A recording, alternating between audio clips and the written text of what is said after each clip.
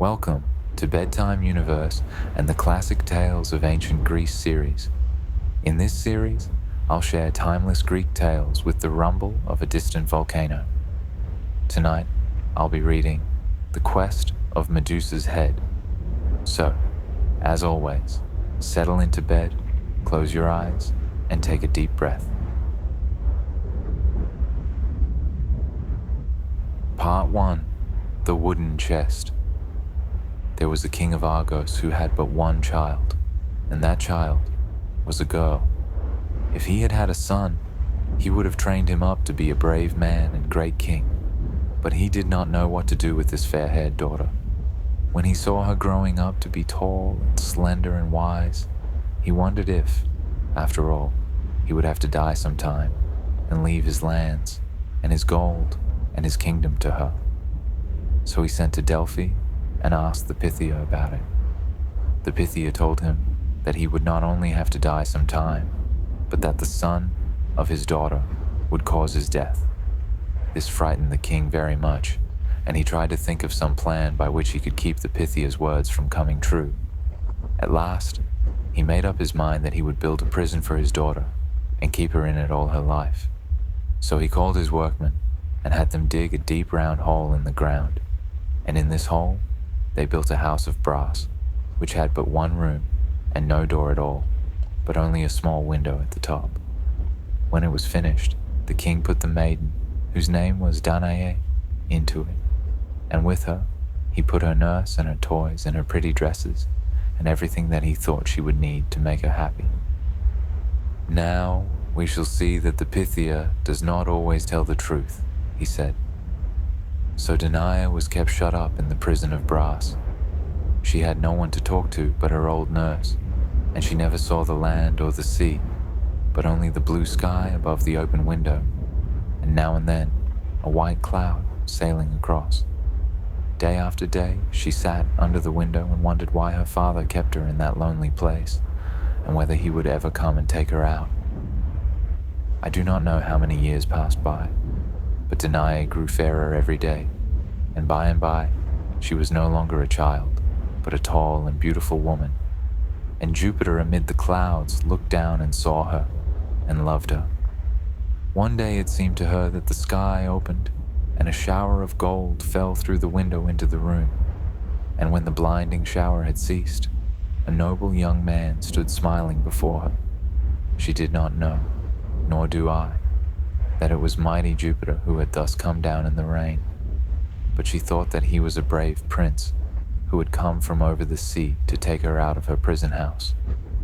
After that he came often, but always as a tall and handsome youth, and by they were married with only the nurse at the wedding feast, and Danae was so happy that she was no longer lonesome even when he was away. But one day when he climbed out through the narrow window, there was a great flash of light, and she never saw him again. Not long afterwards, a babe was born to Danae, a smiling boy whom she named Perseus. For 4 years, she and the nurse kept him hidden, and not even the women who brought their food to the window knew about him. But one day the king chanced to be passing by and heard the child's prattle.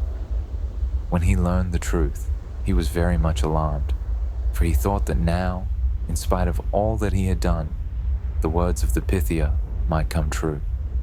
The only sure way to save himself would be to put the child to death before he was old enough to do any harm. But when he had taken the little Perseus and his mother out of the prison and had seen how helpless the child was, he could not bear the thought of having him killed outright. For the king, although a great coward, was really a kind-hearted man and did not like to see anything suffer pain.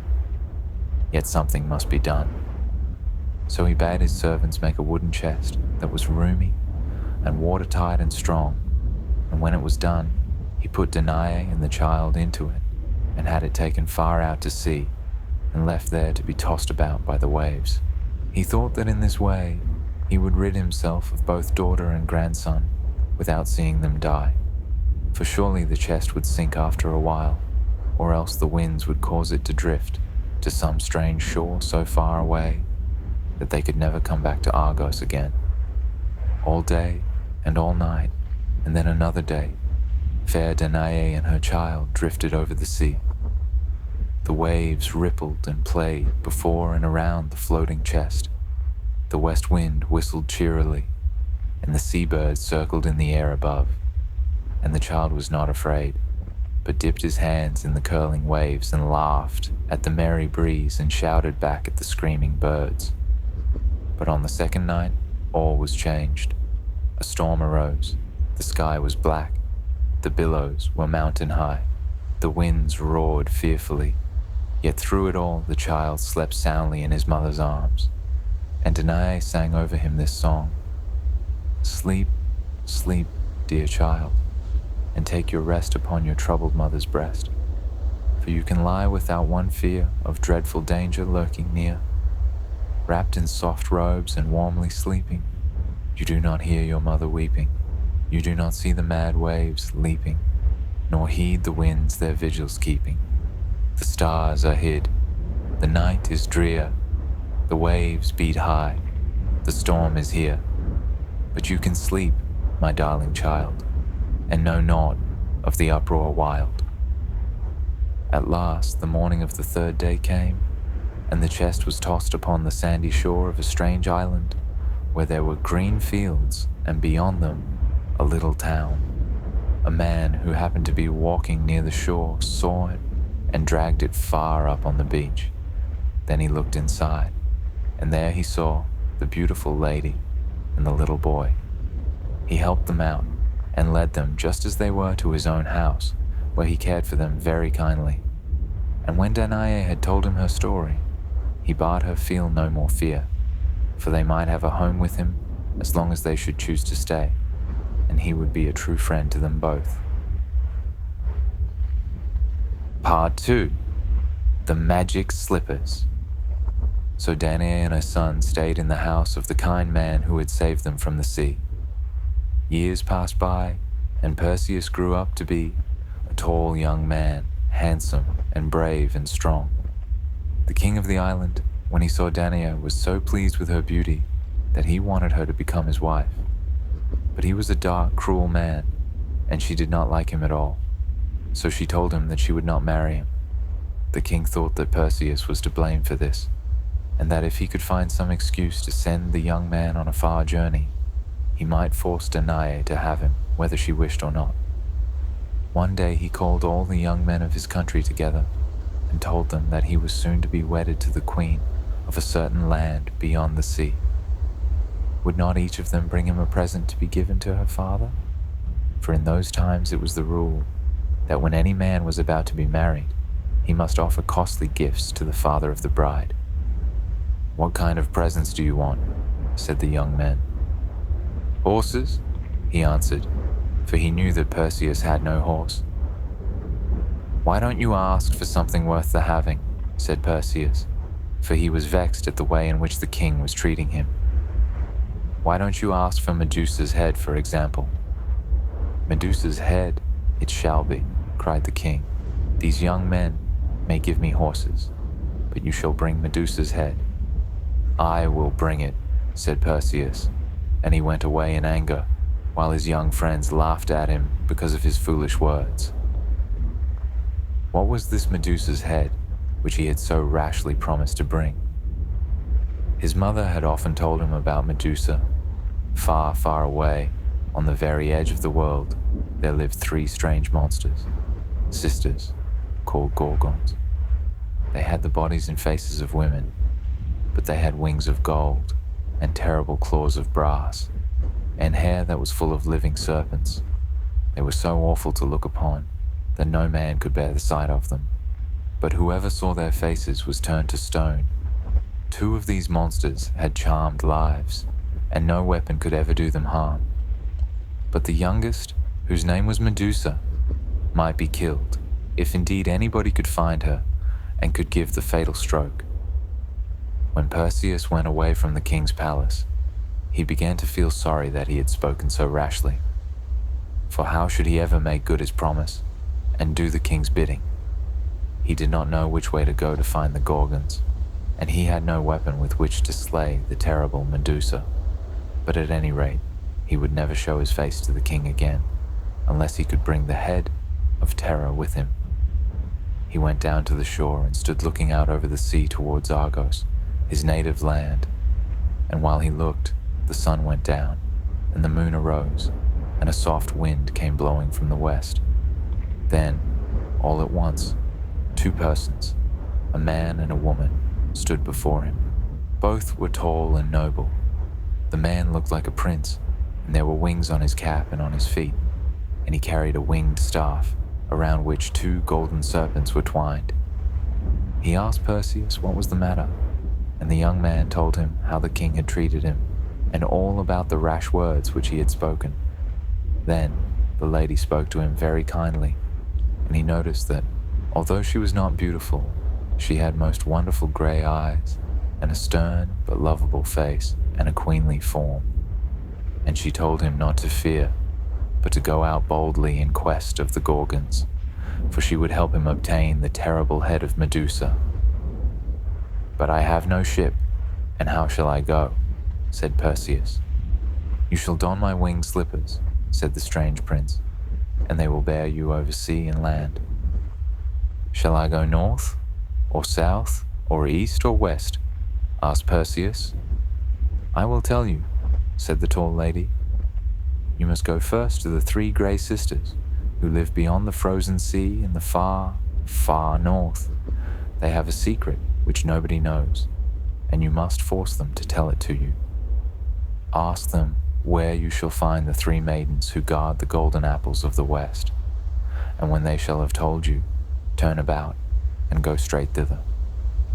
The maidens will give you three things, without which you can never obtain the terrible head, and they will show you how to wing your way across the western ocean to the edge of the world where lies the home of the Gorgons."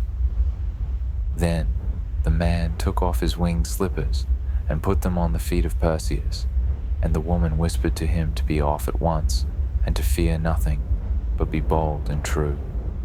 And Perseus knew that she was none other than Athena, the queen of the air, and that her companion was Mercury, the lord of the summer clouds. But before he could thank them for their kindness, they had vanished in the dusky twilight. Then he leaped into the air to try the magic slippers. Part 3. The Grey Sisters. Swifter than an eagle, Perseus flew up towards the sky. Then he turned, and the magic slippers bore him over the sea straight towards the north. On and on he went, and soon the sea was past, and he came to a famous land where there were cities and towns and many people. And then he flew over a range of snowy mountains, beyond which were mighty forests, and a vast plain where many rivers wandered, seeking for the sea. And farther on was another range of mountains, and then there were frozen marshes and a wilderness of snow, and after all the sea again, but a sea of ice. On and on he winged his way, among toppling icebergs and over frozen billows, and through air which the sun never warmed, and at last he came to the cavern where the three grey sisters dwelt. These three creatures were so old that they had forgotten their own age, and nobody could count the years which they had lived. The long hair which covered their heads had been grey since they were born, and they had among them only a single eye and a single tooth, which they passed back and forth from one to another. Perseus heard them mumbling and crooning in their dreary home, and he stood very still and listened. "We know a secret which even the great folk who live on the mountain top can never learn, don't we, sisters?" said one. "Ha, ha, that we do, chattered the others. "Give me the tooth, sister, that I may feel young and handsome again," said the one nearest to Perseus. "And give me the eye that I may look out and see what is going on in the busy world," said the sister who sat next to her. "Ah, yes, yes, yes, yes," mumbled the third as she took the tooth and the eye and reached them blindly towards the others. Then, quick as thought, Perseus leaped forward and snatched both of the precious things from her hand. "Where is the tooth?" Where is the eye? Screamed the two, reaching out their long arms and groping here and there. Have you dropped them, sister? Have you lost them? Perseus laughed as he stood in the door of their cavern and saw their distress and terror. I have your tooth and your eye, he said, and you shall never touch them again until you tell me your secret. Where are the maidens who keep the golden apples of the western land? Which way shall I go to find them? You are young and we are old, said the Grey Sisters. Pray, do not deal so cruelly with us. Pity us and give us our eye. Then they wept and pleaded and coaxed and threatened. But Perseus stood a little way off and taunted them, and they moaned and mumbled and shrieked as they found that their words did not move him. Sisters, we must tell him, at last said one. Ah, yes, we must tell him, said the others.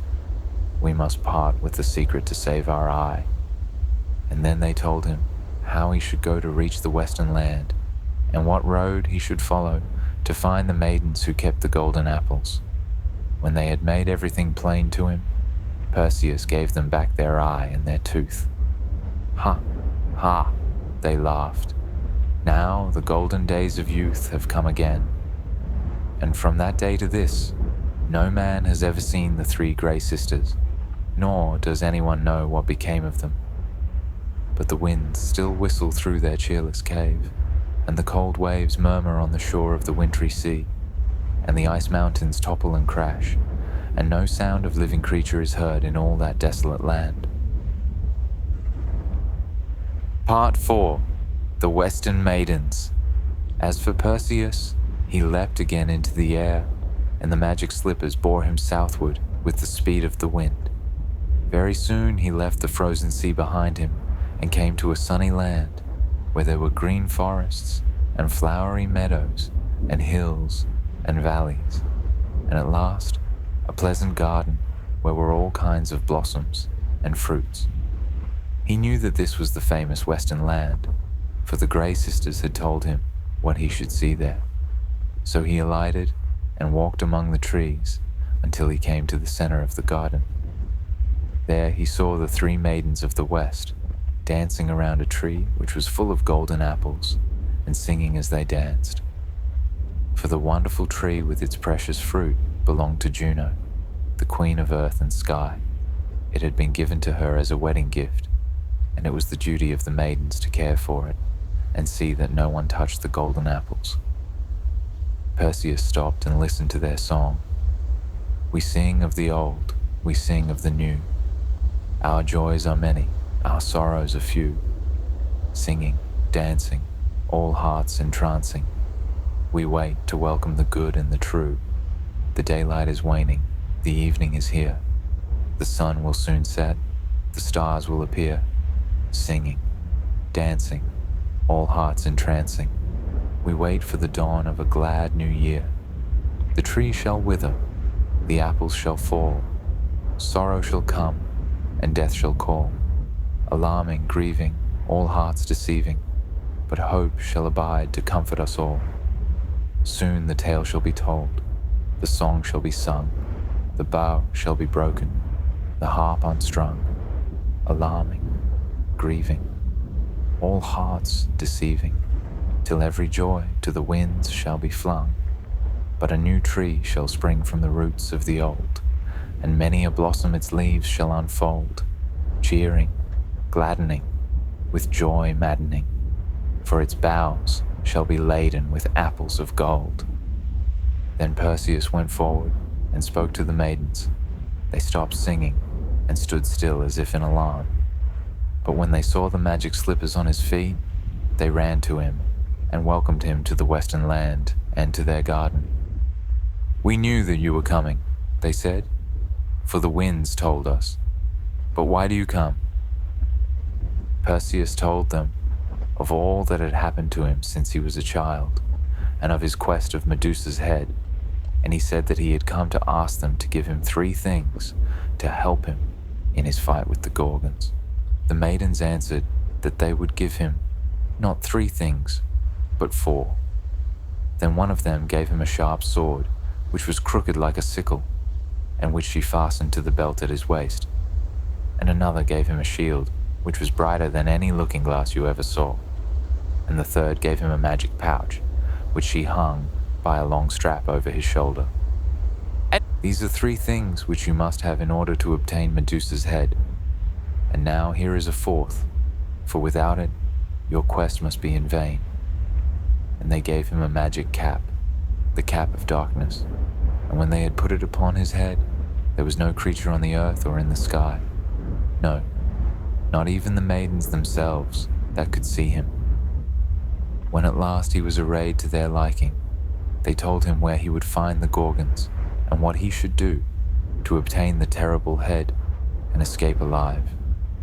Then they kissed him and wished him good luck and bade him hasten to do the dangerous deed. And Perseus donned the cap of darkness and sped away and away towards the farthermost edge of the earth. And the 3 maidens went back to their tree to sing and to dance and to guard the golden apples until the old world should become young again. Part 5. The dreadful Gorgons. With the sharp sword at his side and the bright shield upon his arm, Perseus flew bravely onward in search of the dreadful Gorgons. But he had the cap of darkness upon his head, and you could no more have seen him than you can see the wind. He flew so swiftly that it was not long until he had crossed the mighty ocean which encircles the earth and had come to the sunless land which lies beyond. And then he knew, from what the maidens had told him, that the lair of the Gorgons could not be far away. He heard a sound as of someone breathing heavily, and he looked around sharply to see where it came from. Among the foul weeds which grew close to the bank of a muddy river, there was something which glittered in the pale light. He flew a little nearer, but he did not dare to look straight forward, lest he should all at once meet the gaze of a Gorgon and be changed into stone. So he turned around and held the shining shield before him in such a way that by looking into it, he could see objects behind him, as in a mirror. Ah, what a dreadful sight it was! Half hidden among the weeds lay the 3 monsters, fast asleep, with their golden wings folded about them. Their brazen claws were stretched out, as though ready to seize their prey, and their shoulders were covered with sleeping snakes. The 2 largest of the Gorgons lay with their heads tucked under their wings, as birds hide their heads when they go to sleep. But the 3rd, who lay between them, slept with her face turned up towards the sky, and Perseus knew that she was Medusa. Very stealthily, he went nearer and nearer, always with his back towards the monsters, and always looking into his bright shield to see where to go. Then he drew his sharp sword, and dashing quickly downward, struck a back blow, so sure, so swift, that the head of Medusa was cut from her shoulders, and the black blood gushed like a river from her neck. Quick as thought, he thrust the terrible head into his magic pouch and leaped again into the air, and flew away with the speed of the wind. Then the 2 older Gorgons awoke, and rose with dreadful screams, and spread their great wings, and dashed after him. They could not see him, for the cap of darkness hid him from even their eyes, but they scented the blood of the head which he carried in the pouch, and like hounds in the chase, they followed him, sniffing the air. And as he flew through the clouds, he could hear their dreadful cries and the clatter of their golden wings and the snapping of their horrible jaws. But the magic slippers were faster than any wings, and in a little while the monsters were left far behind, and their cries were heard no more, and Perseus flew on alone. Part 6. The Great Sea Beast. Perseus soon crossed the ocean and came again to the land of the west. Far below him he could see the 3 maidens dancing around the golden tree, but he did not stop, for now that he had the head of Medusa safe in the pouch at his side, he must hasten home.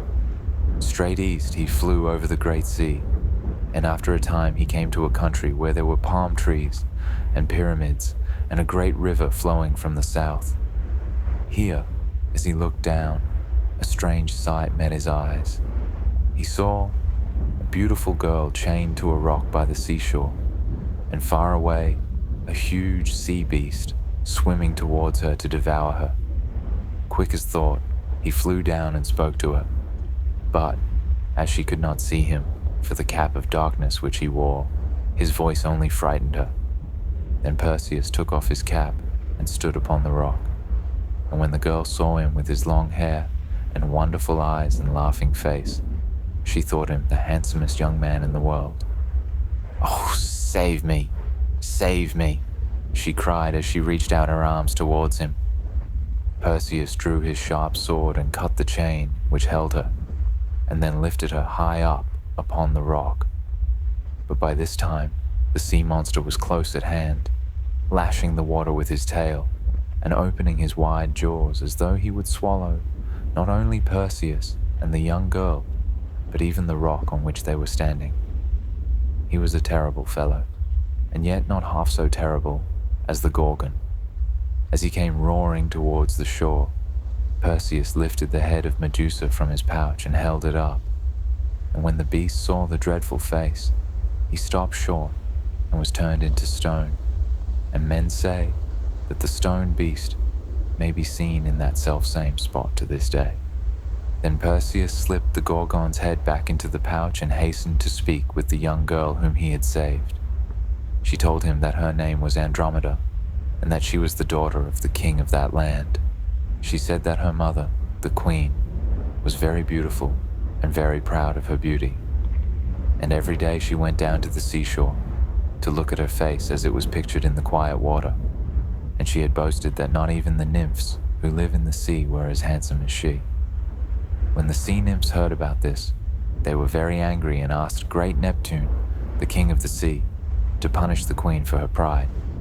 So Neptune sent a sea monster to crush the king's ships and kill the cattle along the shore and break down all the fishermen's huts. The people were so much distressed that they sent at last to ask the Pythia what they should do. And the Pythia said that there was only one way to save the land from destruction, that they must give the king's daughter, Andromeda, to the monster to be devoured. The king and the queen loved their daughter very dearly, for she was their only child, and for a long time they refused to do as the Pythia had told them. But day after day, the monster laid waste the land and threatened to destroy not only the farms, but the towns. And so they were forced in the end to give up Andromeda to save their country. This, then, was why she had been chained to the rock by the shore and left there to perish in the jaws of the beast. While Perseus was yet talking with Andromeda, the king and the queen and a great company of people came down the shore, weeping and tearing their hair, for they were sure that by this time the monster had devoured his prey.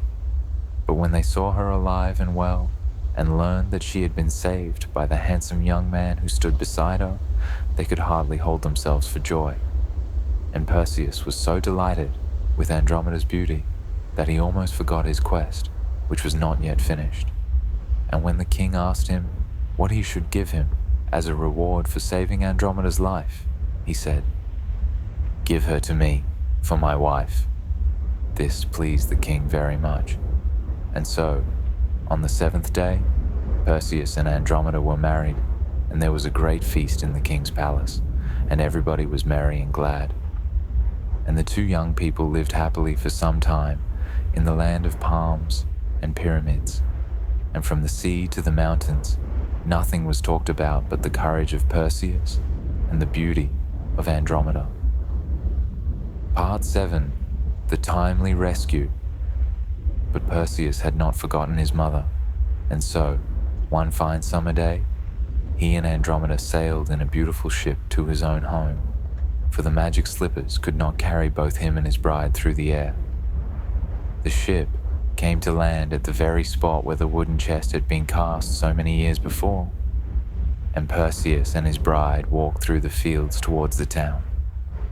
Now, the wicked king of that land had never ceased trying to persuade Danae to become his wife, but she would not listen to him, and the more he pleaded and threatened, the more she disliked him.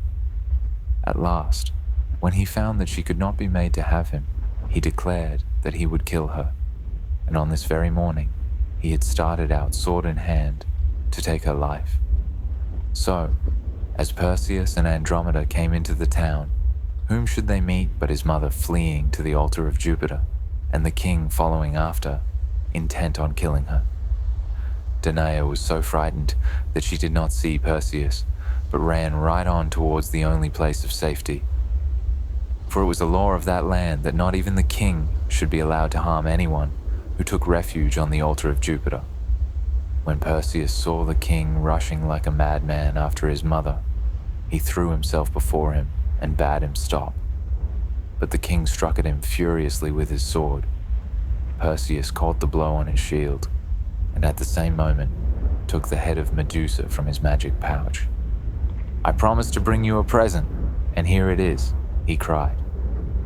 The king saw it and was turned into stone, just as he stood, with his sword uplifted and that terrible look of anger and passion in his face. The people of the island were glad when they learned what had happened, for no one loved the wicked king. They were glad, too, because Perseus had come home again and had brought with him his beautiful wife, Andromeda.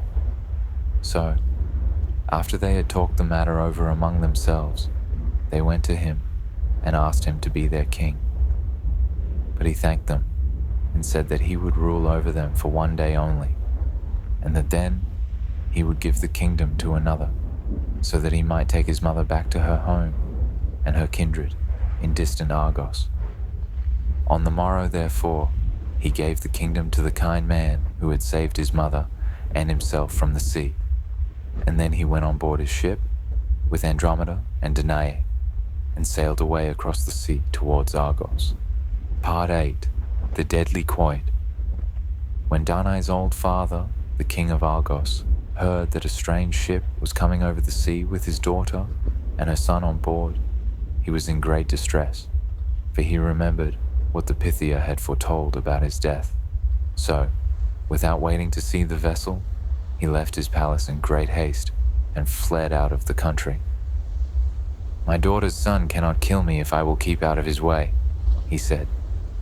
But Perseus had no wish to harm him, and he was very sad when he learned that his poor grandfather had gone away, in fear and without telling anyone where he was going. The people of Argos welcomed Danae to her old home, and they were very proud of her handsome son, and begged that he would stay in their city, so that he might sometime become their king.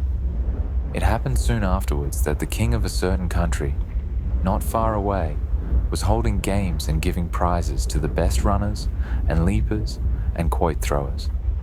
And Perseus went thither to try his strength with the other young men of the land, for if he should be able to gain a prize, his name would become known all over the world. No one in that country knew who he was, but all wondered at his noble stature and his strength and skill, and it was easy enough for him to win all the prizes. One day, as he was showing what he could do, he threw a heavy quoit a great deal farther than any had been thrown before. It fell in the crowd of lookers-on and struck a stranger who was standing there. The stranger threw up his hands and sank upon the ground, and when Perseus ran to help him, he saw that he was dead. Now, this man was none other than Danae's father, the old king of Argos. He had fled from his kingdom to save his life, and in doing so had only met his death. Perseus was overcome with grief and tried in every way to pay honor to the memory of the unhappy king. The kingdom of Argos was now rightfully his own, but he could not bear to take it after having killed his grandfather. So he was glad to exchange with another king, who ruled over 2 rich cities, not far away, called Mycenae and Tiryns. And he and Andromeda lived happily in Mycenae for many years. That was the end of the quest of Medusa's head. I'll let the distant volcano continue to rumble, allowing you to stay relaxed and slowly drift off to sleep. If sleep doesn't come right away, remember that even resting peacefully rejuvenates your body and mind. Sweet dreams, and I'll see you next time.